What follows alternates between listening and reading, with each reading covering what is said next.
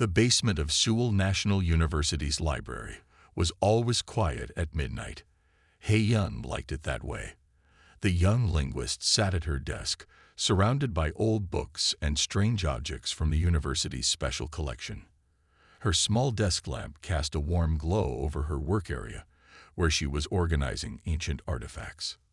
"Just 3 more boxes to catalog," she said to herself, pushing her round glasses up her nose. Her long black hair was tied back in a simple ponytail, and her white lab coat had dust marks from handling old items all day. The next box she opened was different from the others. Instead of being made of cardboard, it was made of dark wood with strange marks carved into its sides. Hye-yeon carefully lifted the lid, and her eyes grew wide. Inside, nestled in red velvet, was a golden sphere about the size of an orange. "This isn't on my list," she said, checking her papers. The sphere had patterns that looked like computer circuits, but they also formed words in different languages. Some she knew, others she had never seen before. Hye-yeon reached for her favorite book, an old copy of Alice in Wonderland that she always kept in her bag. She often read it during breaks, and something about the patterns on the sphere reminded her of the book's words about curiosity and discovery. As she held the book in one hand and the sphere in the other, she began to read aloud. Alice was beginning to get very tired of sitting by her sister on the bank. The sphere started to warm up. Then it began to glow with a soft golden light.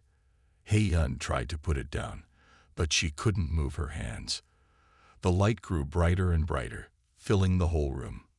"Hello, observer," said a calm voice that seemed to come from everywhere and nowhere at once. "Beginning transfer sequence." "Transfer? What transfer?" Hye-yeon asked, her heart beating fast. The golden light wrapped around her like a warm blanket. She felt a strange tingling sensation, like gentle electric sparks running through her body. The basement started to fade away. The walls of books turned into streams of numbers and letters. Hye-yeon looked down at her hands. They were breaking apart into tiny points of light, like stars in the night sky. "Please remain calm," the voice said. "Digital conversion process at 50%. Hye-yeon wanted to scream, but she wasn't scared. Instead, she felt excited, just like Alice must have felt falling down the rabbit hole. The world around her had become a tunnel of golden light and flowing data. Conversion complete. "Welcome to the Library of Infinity, Observer Hye-yeon." When the light faded, Hye-yeon found herself in an impossible place. She stood in the middle of an endless library. The bookshelves reached up so high she couldn't see their tops, and they stretched out in every direction. Instead of regular books, the shelves held glowing orbs like the one she had found, each one pulsing with its own inner light. Between the shelves, waterfalls of letters and numbers flowed upward, defying gravity. The floor beneath her feet was made of what looked like glass, but it showed moving images from thousands of different stories all playing at once. "What is this place?" Hye-yeon asked, her voice barely a whisper. A holographic screen appeared in front of her. On it were the words, "You have been chosen as a potential guardian. Your first test begins now. Choose a story path." As if responding to her thoughts, hundreds of the glowing orbs floated down from the shelves. They circled around her like friendly fireflies, each one containing a different world, a different story. Hye-yeon reached out and touched one that seemed familiar. Inside it, she could see a tea party where the guests were made of pure light, and time itself flowed like water in a stream.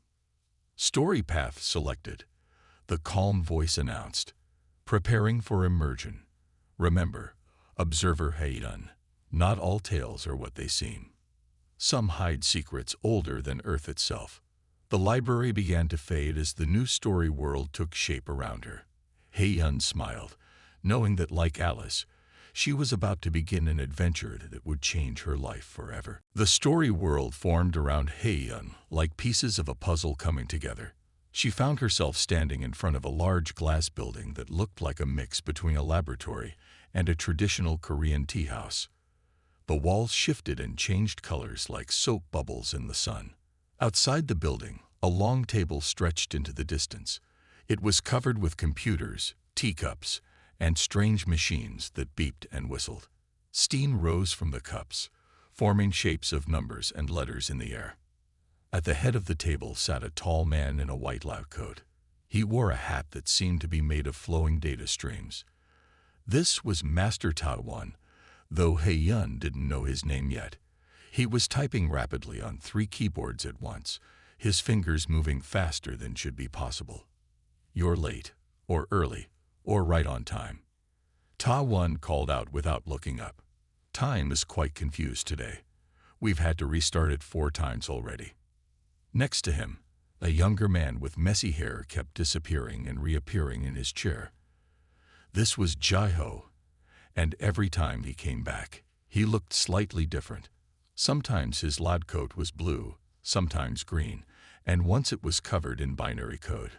"I'm sorry, but I don't understand," He-Yun said, stepping closer to the table. "What's happening to him?" "Poor Jai-Ho is stuck in a debugging loop," Taiwan explained, finally looking up at He-Yun.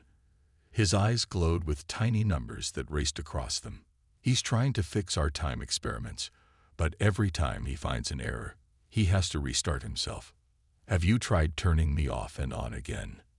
Jai-Ho asked before disappearing once more. When he returned, he was wearing a party hat made of computer chips. He-Yun sat down in an empty chair.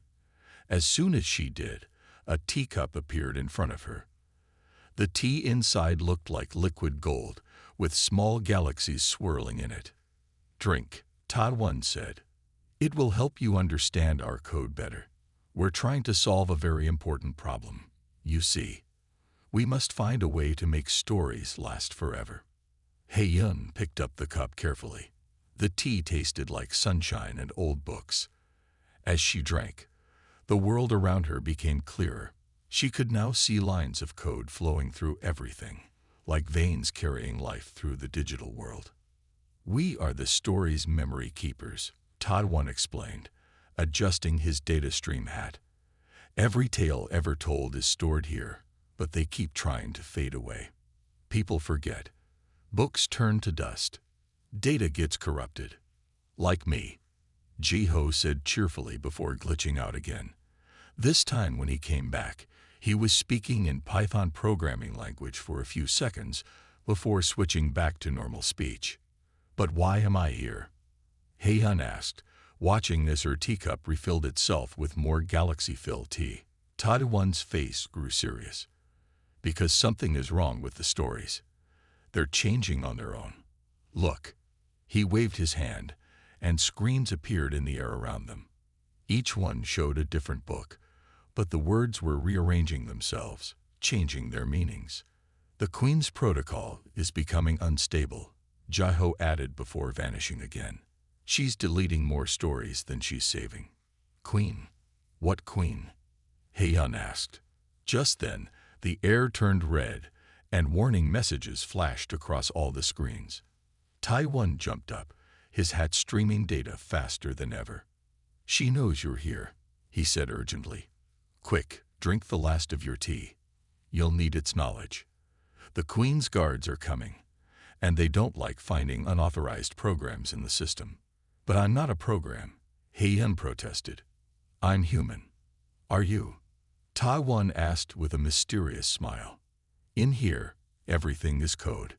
Even you, dear observer. Even you." The red warning lights grew brighter, and the sound of marching feet could be heard in the distance. Jai-Ho appeared one last time, handed He-Yun a small device that looked like a golden USB drive, and said, "Run," before his final glitch took him away. He-Yun clutched the device and stood up. The tea's effects had fully taken hold now, and she could see the digital escape routes glowing like neon paths through the world. She chose one just as the first guards, who looked like playing cards made of pure energy, rounded the corner. "Find her," a commanding voice echoed through the system. "The Queen wants her code examined." He-Yun ran, her feet barely touching the ground as the digital world blurred around her. The adventure was only beginning, and she had a feeling it was about to become much more dangerous. Yun followed the glowing path until she reached a large open space in the digital world. Here, the ground was covered in tiles that looked like giant microchips, alternating red and white like a chessboard. In the center stood a massive structure that resembled both a palace and a supercomputer. Red light poured from every window of the palace, and streams of data flowed up its walls like reverse waterfalls. Guards made of pure energy stood at attention, their card-like bodies flickering with computer code. A voice boomed through the digital space. "Bring the intruder to the throne room." The guards surrounded Yun. She could have tried to run, but something told her that would only make things worse. She held her head high and walked with them into the palace. The throne room was a sight that took her breath away. The walls were made of endless rows of screens, each showing a different story being processed. In the center, on a throne made of crystallized data, sat Yanji, the queen of this digital realm. The queen looked both beautiful and terrifying. Her dress was made of flowing red code, and her crown was a circle of pure light. Her eyes glowed with the same red warning lights that had filled the tea party earlier. "So," the queen said, her voice echoing with digital power, "you are the unauthorized program that has entered our system." She waved her hand, and Yun's image appeared on every screen around them. "I'm not a program," Yun said firmly. "I'm human. The golden sphere brought me here." The queen's eyes narrowed. "Impossible. The transfer device has been silent for 1,000 years. No human has been worthy of activation." She stood up from her throne, and the room's temperature seemed to drop. "Show me your code." Yun felt a strange sensation, like someone was trying to read her thoughts. The golden USB drive that Jai-Ho had given her grew warm in her pocket. "Your Majesty," Yun said, remembering her manners, "why are you deleting so many stories?" "Corruption spreads through our system," the queen replied. "Stories are changing themselves. Characters wander where they shouldn't. The only solution is to delete the infected data." She raised her hand, and on the screens, Yun could see entire books being erased, off with their words. "But what if you're deleting something important?" Yun asked. "Master Tadwan said these stories contain memories that need to be preserved." The queen's expression changed. "You spoke with the mad programmer. He was supposed to be contained in his time loop."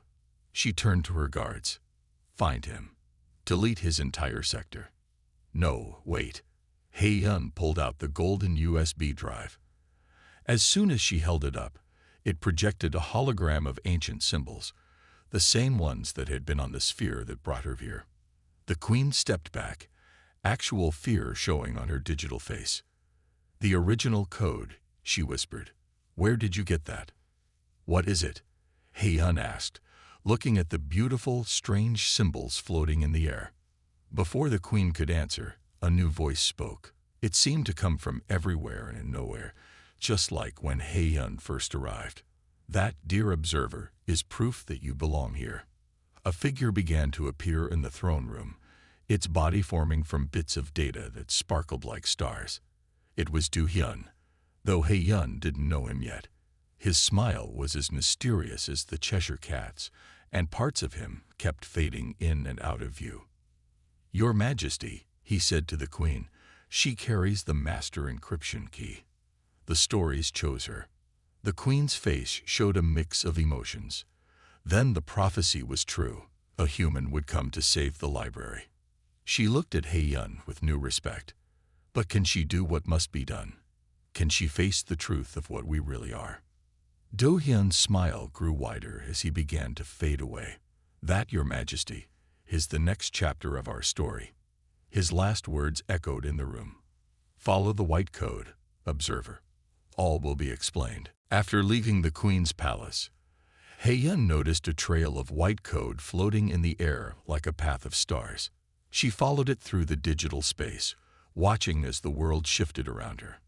The path led her to a quiet corner of the library, where the data streams moved more slowly. Do-hyun appeared again, this time sitting on a branch of what looked like a tree made of pure light.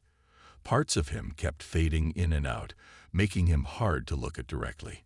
His smile remained constant, glowing with its own soft light. "You have questions," he said, his voice gentle. "Many who come here do, though you are the first in a very long time." "Who are you?" Hei-yun asked, holding the golden USB drive tightly. "And what is this device?"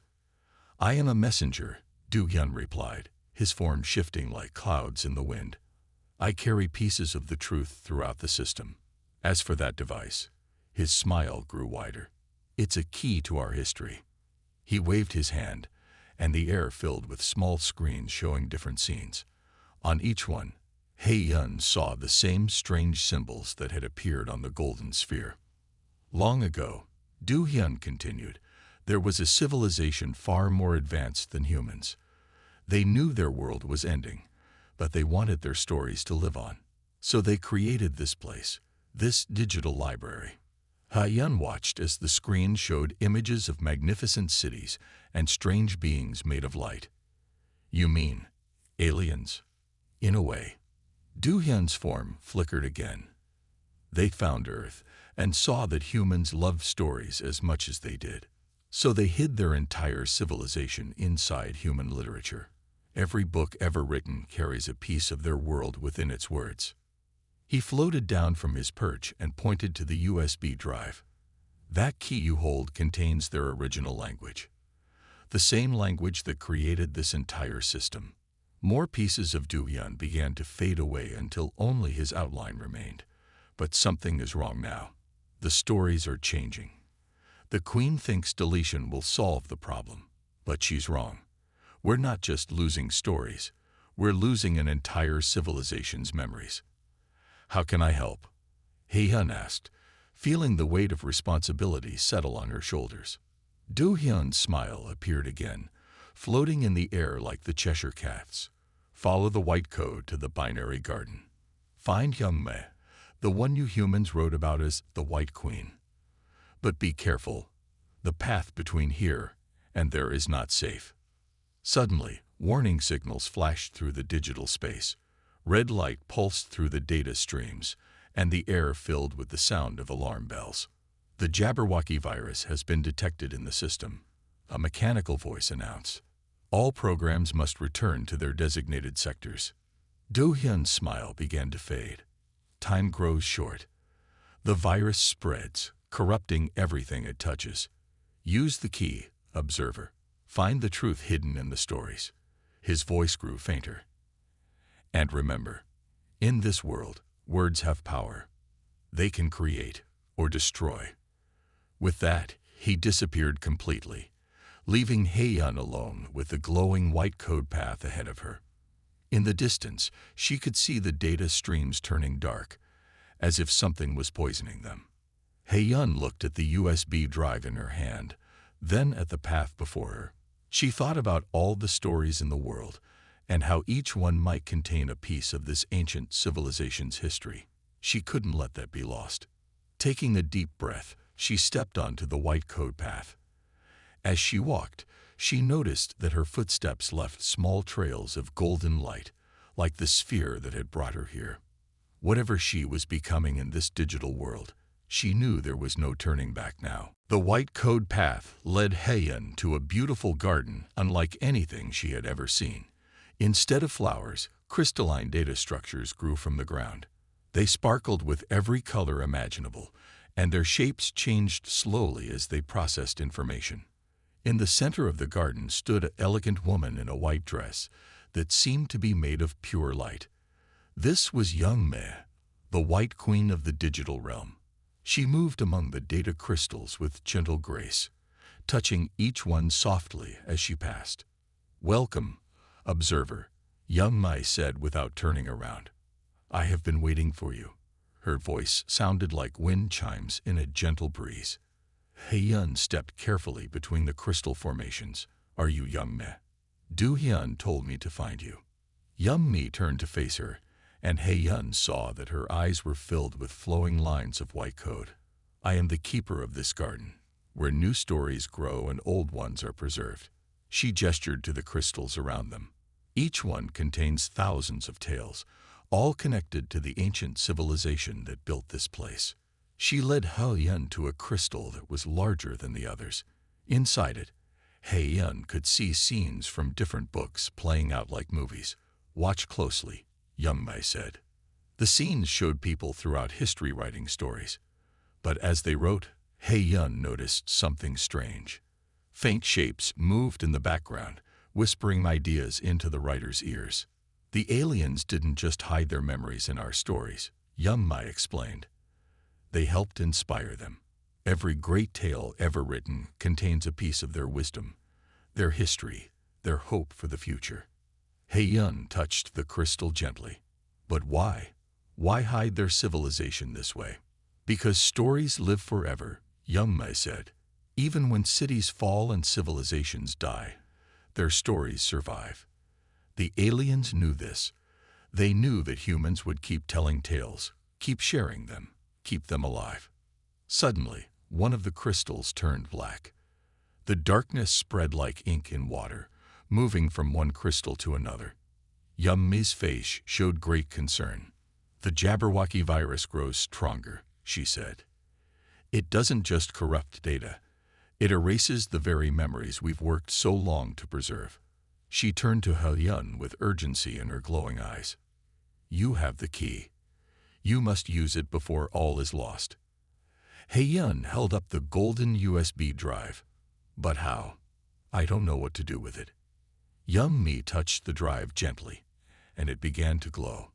"The answer lies through the quantum mirror in the backup server. But the path there is dangerous. The virus hunts for any program that tries to access it." "I'm not afraid," He-Yun said, standing straight and tall. Yun-Mei smiled. "No, you are not. That is why you were chosen." She waved her hand, and a new path appeared. This one made of silver code. "Follow this path to the mirror, but be warned, on the other side, everything will be reversed. Even you may not be what you seem." The ground shook as more crystals turned black. The virus was spreading faster now. Yun-Mei's form began to flicker like a candle in the wind. "Go now," she said urgently. "Find the mirror. Save the stories. Save our history." She pressed something into He-Yun's hand, a small white crystal that glowed with inner light. "When you reach the other side, you will need this to find your way back." He-Yun nodded, clutching both the crystal and the USB drive tightly. As she stepped onto the silver path, she heard Yun-Mei's last words floating on the digital wind. "Remember, in the reversed world, truth becomes fiction, and fiction becomes truth. Trust nothing, believe everything." The silver path led He-Yun through darker regions of the digital library. Here, the data streams moved more slowly, as if they were growing tired. She could see the blackness of the virus spreading through them like ink in water. A tall figure stepped out of the shadows ahead. He wore armor made of shifting code, and his eyes glowed with blue light. This was Min-Seok, the system's chief security program. "Stop where you are," he commanded. His voice was firm, but not unkind. "This sector is under quarantine. The virus grows stronger here." He-Yun showed him the golden USB drive and the white crystal from Yun-Mei. "I need to reach the quantum mirror the White Queen sent me." Min-Seok studied the items carefully. "Then the rumors are true. A human observer has finally come." He turned and pointed to the darkness ahead. "The virus began there, in the oldest stories. Now it spreads, consuming everything in its path." As if responding to his words, a terrible roar echoed through the digital space. The sound was like 1,000 computers crashing at once. The darkness ahead began to move and take shape. "The Jabberwocky," Min-Seok whispered. "It has found us." The virus rose up before them, a massive creature made of corrupted code. Its body was black as night, with wings made of broken data. Its eyes burned with red error messages, and its claws left trails of destruction in the air itself. "Run." Min-Seok drew a sword made of pure light. "I will hold it back." But He-Yun stood her ground. The golden USB drive in her hand grew warm, responding to the virus's presence. She remembered Do-hyun's words. In this world, words have power. She held up the drive like a shield. You are not real, she said firmly to the virus. You are just broken code. You cannot destroy these stories. The Jabberwocky roared again, but this time the sound was different, almost uncertain. Min Seok looked at Hae-yun with surprise as golden light began to flow from the USB drive. The original code, he said in awe. It responds to your voice. The virus creature lunged forward, its claws reaching for them. Min Seok raised his sword, ready to fight. But Hae-yun stepped forward and began to read from the glowing symbols that appeared in the air before her. She didn't understand the alien language, but somehow the words came naturally to her. Each word she spoke sent pulses of golden light through the digital space, pushing back the darkness. The Jabberwocky shrieked as the light touched it, its form beginning to break apart. But then it did something unexpected. It divided into hundreds of smaller versions of itself. The tiny virus creatures scattered in all directions, disappearing into the data streams. No, Min Seok lowered his sword. Now it will spread even faster. We must reach the quantum mirror before the entire system is infected. Hae-yun watched the last of the virus creatures vanish into the darkness. Why didn't the original code destroy it completely? Because it's not just a virus, Min Seok explained gravely. It's something else, something older than this system itself. He pointed to a faint silver glow in the distance. The mirror is there, but we must hurry. What we just fought was only a small part of the virus. The real Jabberwocky is still out there, growing stronger with every story it corrupts. Together, they began to run toward the distant light. Behind them, the darkness continued to spread, and somewhere in the shadows, the sound of the virus's roar echoed like dark thunder through the digital world. The quantum mirror stood before them, a massive sheet of shifting silver light. Hae-yun could see her reflection in it, but something was strange. Her mirror image moved differently, as if it were thinking its own thoughts. This is where I must leave you, Min Seok said, stepping back. The backup server exists in reversed code. My programming cannot survive there. He bowed slightly. Good luck, observer. Hae-yun took a deep breath and touched the mirror's surface. It felt like cool water under her fingers. Then, gathering her courage, she stepped through. The world on the other side was like a photo negative of the digital library she knew. Where there had been golden light, now there was silver. Where data had flowed up, now it flowed down. Even the air felt different, as if gravity worked sideways. Welcome, said a familiar voice. Hae-yun turned and found herself face to face with herself. But this version of her, who called herself Sunha, wore clothes made of silver code instead of her normal clothes. I am your digital self, Sunha explained. The part of you that exists as pure code. She walked in a circle around Hae-yun, studying her carefully. We have been waiting a long time for your human self to arrive. Hae-yun held up the golden USB drive. Then you know what this is? Of course. Sunha smiled. It is part of you, part of us.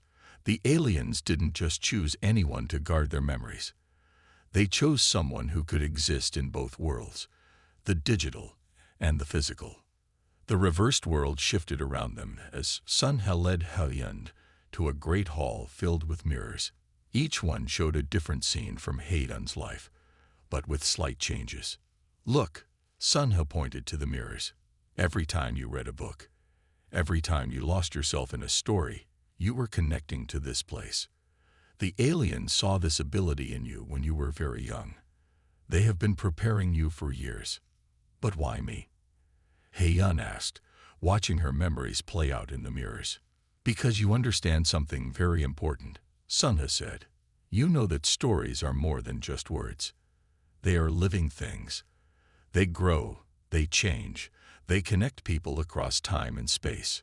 She turned to Hae-yun with a serious expression. Just like the aliens found a way to live on through human stories, you can exist in both physical and digital form. Suddenly, The mirrors began to crack. Dark lines spread across their surfaces as the virus's influence reached even this reversed world. "We don't have much time," Sunha said urgently. "The Jabberwocky virus isn't just destroying stories. It's trying to break the connection between the physical and digital worlds.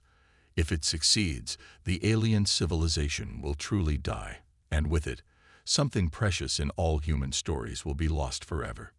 She pressed her hand against He-Yun's hand, and silver light flowed between them.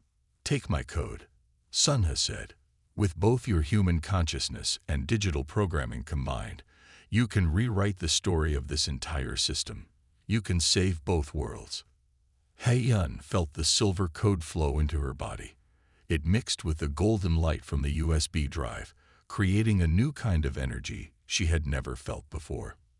"Remember," Sunha said, her form beginning to fade as her code transferred to He-Yun. "In here, you are not just reading the story. You are writing it. Make it a good one." With those words, Sun had disappeared completely. He-Yun stood alone in the reversed world, now glowing with both gold and silver light. Through the cracking mirrors, she could see the Jabberwocky virus approaching, its darkness spreading ever closer to the core of both servers. The merged code of both He-Yun and Sunha glowed brightly in the reversed world. She could feel the power of stories flowing through her, both human and alien. The Jabberwocky virus approached through the broken mirrors, its darkness now deeper than ever before. "All stories must end," the virus spoke for the first time. Its voice sounded like breaking glass. "Why do you fight the inevitable?" He-Yun stood tall, the golden USB drive in one hand and Yum's white crystal in the other. "Because stories don't end. They change, they grow, they live on through new readers and new tellings." The virus rose up before her, taking the shape of a massive dragon made of corrupted code. "You are just one human. You cannot save an entire civilization's worth of memories." "I am not just one human anymore," He-Yun replied. She held up her hands, and the golden and silver light within her began to spread outward. "I am every reader who ever lost themselves in a story. I am every writer who ever gave life to new worlds through words." The light touched the broken mirrors, and they began to repair themselves. In each one, He-Yun could see readers throughout history, connecting with stories in their own ways. The alien memories hidden within those tales glowed softly, strengthening the bonds between worlds. "The aliens didn't hide their civilization in our stories just to preserve it," He-Yun said, understanding at last. "They did it to share it, to let it grow into something new through human imagination." The Jabberwocky virus lunged forward, but this time He-Yun was ready. She combined the power of the USB drive and the white crystal, creating a bridge between the original and backup servers. Golden and silver light spiraled around her like a double helix of pure story. "You cannot destroy what truly lives in the heart," she said. The words of the original code came to her again, but this time she spoke them in every language at once, human and alien together. The light expanded outward like a wave, touching every corner of both servers. Where it passed, corrupted code healed. Broken stories reformed. The virus tried to fight back, but against the combined power of two civilizations' worth of stories, it could not hold. The Jabberwocky let out one final roar as its darkness dissolved into points of light.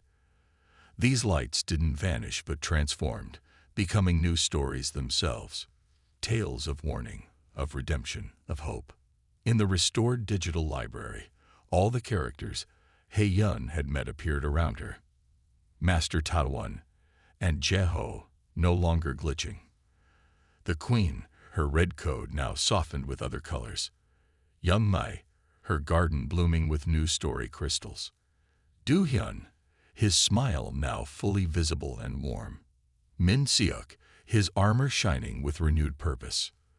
"The choice is yours now," Young Mai said gently. "You can return to your physical form, or stay here as a guardian of both human and alien stories." He-Yun looked at her hands, still glowing with combined code. "Why must I choose? I exist in both worlds now. I can be a bridge between them." The others smiled, understanding. Hei-yun had found a third option. She could keep her human form while maintaining her connection to the digital library. She would live in the physical world, but part of her would always exist here, helping to preserve and grow the combined stories of two civilizations. As the golden sphere reformed around her to take her home, Hei-yun knew that every book she would read from now on would be more than just a story. It would be a chance to help two civilizations share their tales, their hopes, and their dreams of tomorrow. In her university's basement, Hei-yun opened her eyes. The golden sphere sat quiet in her hands, but she could feel the warm hum of stories within it. On her desk, her copy of Alice in Wonderland glowed softly in the darkness, waiting for the next reader to discover the worlds hidden between its pages.